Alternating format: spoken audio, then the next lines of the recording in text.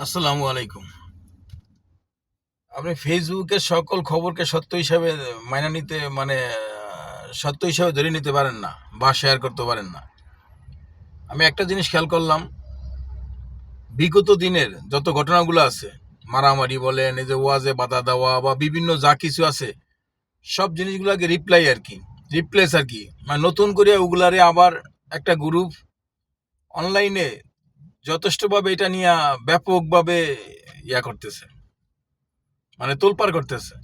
একই ঘটনা আমি বারবার দেখছি কয়েকটা ফেসবুক। আমি কখনোই ফেসবুকে কোনো আপলোড দিই না, মানে শেয়ার দিই না। আমি বারবার সবাইকে বলছি, আপনি না জানেন এবং আপনার কাছের কেউর কোনো ফেসবুক আইডি থেকে কোনো কিছু প্রচার যে হয়েছে, যেটা প্রচার হয় এটা আপনি যদি কনফার্ম যে আমার আইডি থেকে এটা প্রচার হয়েছে, মনে হয় এটা সত্য, আপনি যে কোনো আইডি, আমি অনেক সময় দেখছি অনেকেই একটা কিছু পাইলেই শেয়ার করে দেয়। ঘটনা কি এআই দিয়ে করা? বর্তমানে প্রযুক্তির শেষ নেই।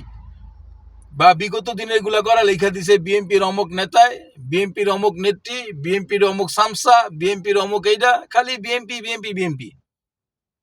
আমার আবার কেউ বলবো যে আমি বিএনপির পক্ষে বলি, আমি বিএনপির বিপক্ষেও বলবো, পক্ষেও বলবো।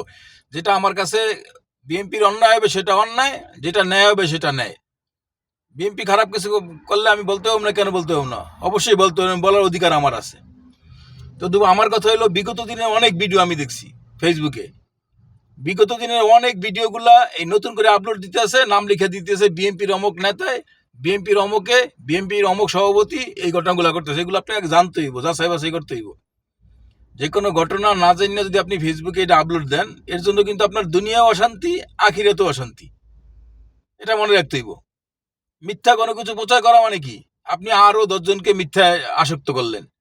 কিন্তু কোনো কিছু না জানিয়া না শুনিয়া শেয়ার করাও ঠিক না, বা ফেসবুকে আপনার পার্সোনাল আইডি থেকেও আপলোড দেওয়া ঠিক না। আগে জানতে হইব ঘটনাটা কি, আসার বিষয়।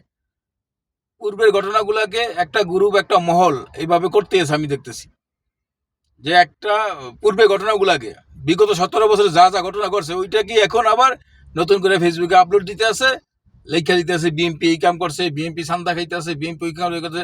যেখানে যা ঘটনা ঘটে সাথে সাথে সেটা যদি আপনি কোনো মিডিয়াতে আপনি ওইভাবে যদি দেখেন, তখন সেটা আলাদা কথা। আপনি কারো পার্সোনাল আইডি থেকে যদি কোনো কিছু দেখেন ফেসবুকে, আমি অনেক ভিডিও দেখি মারামারি, কাটাকাটি, উড়াউড়ি, এনে সেনে, এই অনেক বাচ্চা মেরে লেছে, এটি সম্পূর্ণ ফেক আইডি থেকে ভুয়া এগুলা প্রচার হইতেছে। এইগুলা দেখে আপনি আফসোস করা বা এটা আবার শেয়ার করা, এইটা আপনি অন্যের সাথে জড়িত হইতেছেন।